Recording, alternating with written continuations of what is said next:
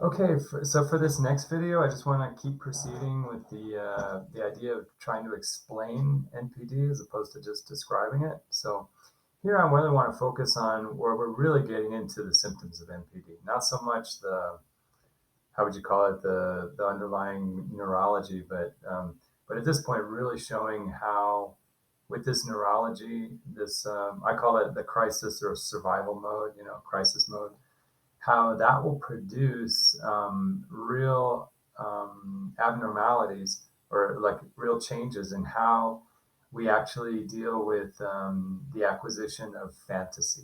Okay, because I believe that fantasy is really a major part of human experience, and that under normal conditions, it's just part of the color and the just part of the plumage of human experience. But that when we have deficiencies in our processing because we're too much in survival mode or too much in crisis mode, it will produce really some noticeable changes in how we acquire fantasy. Okay. Now, interestingly enough, in my opinion, personalities are part of the fantasy world. Okay. So if everybody's honest, even in the most normal people, we all have a difference between our true deep self and our public persona or the persona that we present to others, even to people in intimacy, even to my mother, to my brother, to my friends. I do present myself through a persona because that's just how humans operate. We are, let's say, we're fantasy creatures. Theater and drama is part of our reality. We do operate through character. With some people, it's more exaggerated and it's more kind of unintegrated, so it shows up more fake than with other people where it's more, let's say, authentic. But it's still, even if a person has authentic character, it's still a character. You know what I mean?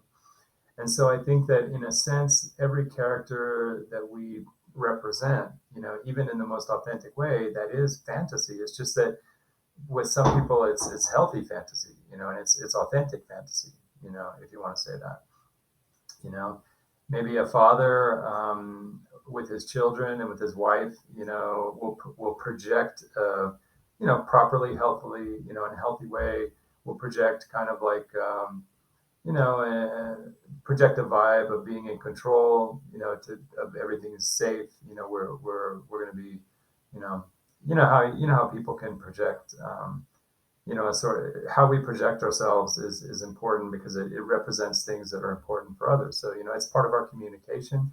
And frankly, it's just part of the human language. Anybody who tries to claim that fantasy is only pathological, they don't understand humans, and they probably don't understand themselves, because everybody, all of us, even the people who criticize fantasy, we're all presenting a fantasy character. Okay, that's just how it is. It's just that when it's healthy, when it's integrated, it's good. That's just how we are as humans. That's just we're very idiosyncratic animals, and part of our idiosyncrasy is we're into a lot of costume and persona and theater. It's just that some people is more exaggerated, maybe less mature, but we all do it. So nobody can say they don't do it. We all do it. Okay, so basically, my theory of personality is part of the fantasy department. That's just, personality is part of fantasy. And when we acquire fantasy, we acquire a world, the fantasy world, whatever that is, and then we acquire the character that goes with that fantasy. It's just, and we do it instinctively. It's human. It's how humans are. That's just what we are. The same as like saying, "Oh, how strange! I put on clothes." Well, it's part of humans to put on clothes. It's just part of what we do. So basically, if we have, from a young age, if we have failed to properly, how would you say, if we don't have a good track record of processing conflicting, challenging emotional experience, if we don't know how to integrate and process that around objects. For example, my mother is an object. There are times when I can hate her. There are times when I'm disgusted by her. There's times when I love her.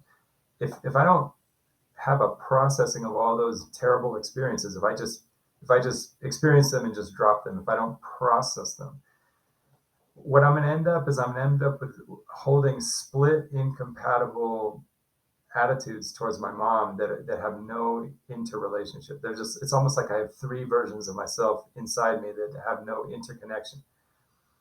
And so if you multiply that by all the experiences we have in the world, we'll sort of not have like bridging, integrated processing to sort of unite these seemingly disparate um, positions. You know what I'm saying?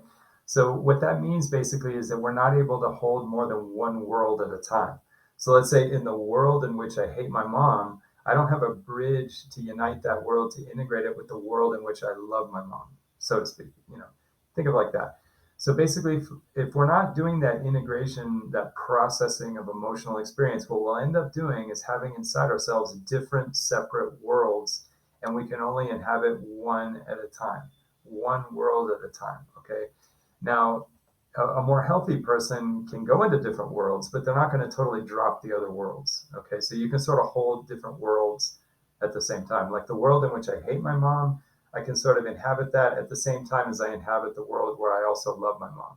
That requires more processing. And that's just something that happens with when we're younger. Some people just process more, probably because their brains are more, they're not so keyed up, you know. And we have to really face that. You know, if we're too much in survival mode, if that's just become our chronic mode, we're probably not able, because it's not normal for a crisis brain to process too much, and we'll end up more fragmented in our the worlds that we have and how we can inhabit worlds. Okay, and I say worlds because fantasy worlds are worlds. You know, anybody who's been to like certain neighborhoods, you know, if you go to like those really fancy materialistic neighborhoods, it's like you are in another world. I mean, and you know that. And then you go to a more hippie neighborhood or a poor neighborhood or whatever, you are going to different worlds, you know. And anybody who's traveled to different countries, you know how that works out. So basically, and it's the same, you know, the world in which I hate my mom, the world in which I love my mom, the world in which I'm a nerd and I like reading books, and the world in which I'm with my friends and we're going to go party, the world in which I go to the casino, you know, all these different worlds. They're just different worlds, you know. A healthy person can sort of go to the different places, and they're not totally captured by that world because they still hold the other worlds, you know, somewhere in them, and it's not so separate, you know what I mean? But that just requires more processing.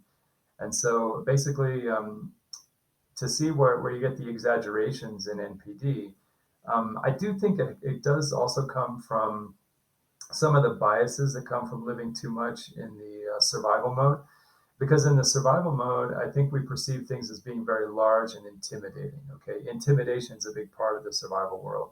So maybe someone with NPD from a young age has learned to maybe imagine through fantasy, maybe identifying with the power side, the what's powerful, and maybe not so much what's vulnerable. So you know, if I'm a young person in survival mode, it's an intimidating environment. But maybe through fantasy, I identify with the intimidating side of it, so I don't have to feel the vulnerable side of it. You know, maybe it's just kind of a weird preference. It's like a taste for coffee. You know, some people never develop the taste, but some people develop that taste for that coffee. Like, hey, I like being big. I like identifying with the power, and it just becomes kind of something you just take on because naturally humans, we're always taking on fantasy identities. That's just something humans do. So probably somewhere along the line, the young person sort of maybe also, if a young person is naturally kind of dominant, they might be prone to taking on the intimidating side, you know, of a situation just as an identity, you know. So maybe people who have a little bit of dominance in them, it's just natural for them when they're confronted with an intimidating situation. Maybe they start to maybe identify with the large side of it, you know, like the intimidating side of it, you know. So that's just that combined with that kind of preference for being big and using bigness as like a tool. You know, it's kind of like I can intimidate other people, and it becomes kind of a habit. You know what I'm saying? And so that gets integrated maybe into how we acquire fantasy, and combined with the fact that we can't hold multiple worlds because we don't have that processing experience. You see what I mean? So basically,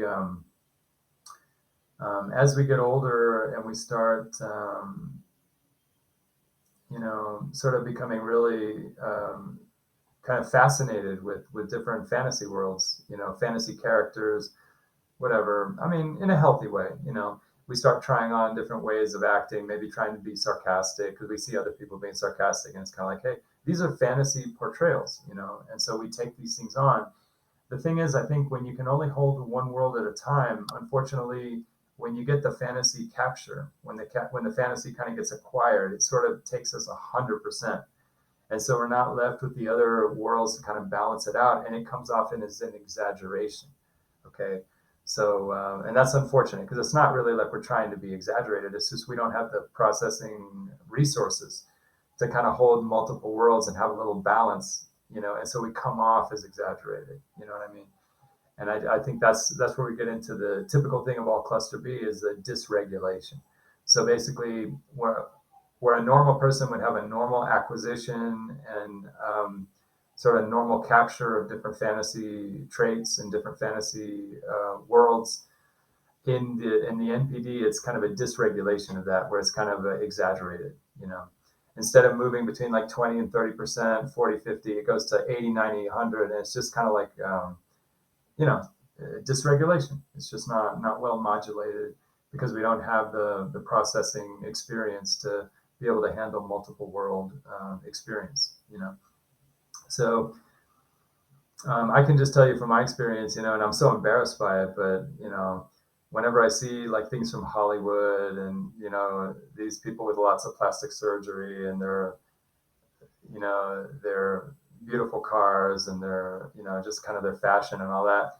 I mean, I on the one hand I look at it and I'm like, this is crazy, but on the other hand, it's almost like they're proposing a utopia, a plastic utopia where we're like these Barbie dolls, living in this really elegant, and it's kind of it has a weird attraction to it, and I'm afraid to say that when I get captured by it, I can see my own NPD symptoms where this a sad reality for me is that when I get caught by one world, I sort of get 100% captured and I lose the sense of other worlds that are also inside me. That's just a bad symptom. It's a symptom. It's a proof that I have the cluster B. And so I get real embarrassed by that because I feel myself like captured by this utopia. And I'm like, damn, I got to turn this off. Like if I'm watching something on Netflix that shows, some reality from Hollywood or whatever, I can watch like 15 minutes and I got to turn it off because I feel like I'm captured too much, or like if I go to Las Vegas or something, it's like, it just captures me too much. And I don't have the balance inside me to regulate it, and that's really sad. But, um, the same thing goes when I acquire characters. I'll end up exaggerating the character because I don't have the regulation that could come from better processing of our emotional reality. So if we're going to get into, how to work on this, I would say, obviously some people with NPD, they're not ready maybe to even see it like this. It might not make sense what I'm saying, might laugh at what I'm saying, but, if somebody has a little wiggle room in their NPD and they're willing to experiment, I would say that my hunch is that we should probably start by not worrying so much about the fantasy. Fantasy is part of life. We're not going to change that. But maybe if we could start working on maybe exercising, processing more challenging information when we run into challenging emotional situations, to try to not just feel bad and drop it, but maybe let it process, maybe let things percolate more, so that just with the faith, with the trust that if we let things percolate and process more, even unpleasant things, just not try to just drop, feel it and drop it, but more to like let it process.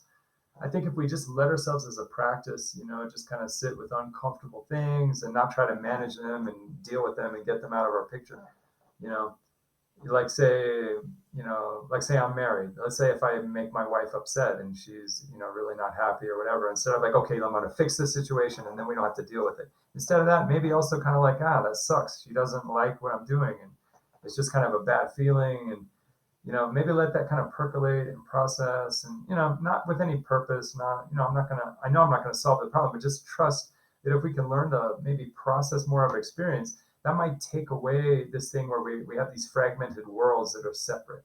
And maybe our worlds won't be so separate so that when we take on different fantasies and characters, they won't be so exaggerated.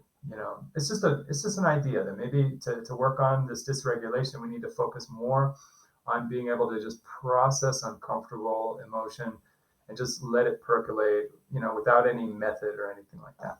Anyway, so in the next videos, I'll try to talk more about that, but I think this is an important issue. So thanks.